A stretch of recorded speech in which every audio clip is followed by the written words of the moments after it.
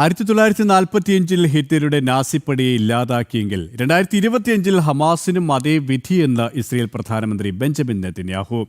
Iran ഇസ്ലാമിക ഭരണകൂടത്തിന് ശക്തമായ മുന്നറിയിപ്പാണ് നെതന്യാഹു നൽകുന്നത്. ഇസ്ലാമിക ഭീകരരുടെ ദുർഭരണത്തിൽ നിന്നും ഇറാൻ ജനത സ്വയം മോചനം നേടണം.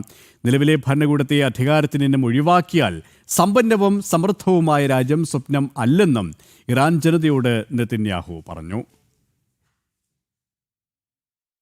Do not let these fanatic mullahs ruin your lives for a minute longer. And know this, you are not alone. I stand with you. Israel stands with you. The entire free world stands with you. The tyrants of Tehran, so cruel, so callous, so cowardly, they won't last long. You know that. History will record that. Soon your country will be free. Water will be plentiful. Your economy will recover and thrive. Your children will be joyous and carefree again. As our founding father Theodore Herzl said of the Jewish state, if you will it, it is no dream. And I say to you, if you will it, a free Iran is no dream. Now is the time for action. Now is the time to fight for freedom. Iran Bariye Irani. വിശദാംശങ്ങളുമായി international ഡെസ്കിൽ നിന്ന് Maison Jose ചേരുകയാണ്. ഐസൻ, Benjamin Netanyahu കൃത്യമായ മുന്നറിയിപ്പൊപ്പം വാഗ്ദാനവും കൂടിയാണ് നൽകുന്നത്, അല്ലേ?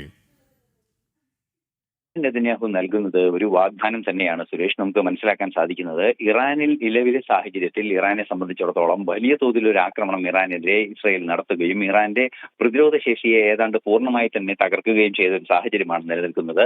ഈ ഒരു സാഹചര്യത്തിലാണ് കടുത്ത നിലപാടുകളിലൂടെ ഇറാന്റെ ഭരണകൂടത്തെ, നിലവിലുള്ള ഈ ഭരണകൂടത്തെ, ഇസ്ലാമിക ഭരണകൂടത്തെ പൂർണ്ണമായും ഇല്ലാതാക്കി ഒരു സ്വതന്ത്ര രാഷ്ട്രമാകണമെന്നൊരു ആഹ്വാനം പ്രധാനമന്ത്രി ബെഞ്ചമിൻ നെതന്യാഹു നൽകിയിരിക്കുന്നത്. സ്വാഭാവികമായും അത്തരത്തിലൊരു സ്വതന്ത്ര രാഷ്ട്രമാകാനുള്ള ഒരു നീക്കം നടത്തുകയാണെങ്കിൽ ആ നീക്കത്തിന് പരിപൂർണ പിന്തുണ ഉറപ്പാക്കാമെന്നും അത്തരത്തിലൊരു നീക്കം ഉണ്ടായാൽ സമൃദ്ധമായ ജലശുദ്ധീകരണ സംവിധാനങ്ങൾ ഉൾപ്പെടെ വിശാലമായ വികസനത്തിനുള്ള സാധ്യത അല്ലെങ്കിൽ പുരോഗതിക്കുള്ള സാധ്യത നിങ്ങൾ തന്നെ തുറക്കുകയാണ് എന്നും അദ്ദേഹം വളരെ കൃത്യമായി പറയുന്നുണ്ട്. വളരെ കൃത്യമായ നിലപാടുകളാണ് അദ്ദേഹം തന്റെ ഓരോ ിലും വ്യക്തമാക്കിയിരിക്കുന്നത് എന്ന് അദ്ദേഹത്തിന്റെ വീഡിയോ സ്പീച്ചിൽ നിന്ന് നമുക്ക് മനസ്സിലാക്കാൻ സാധിക്കുന്നുണ്ട്.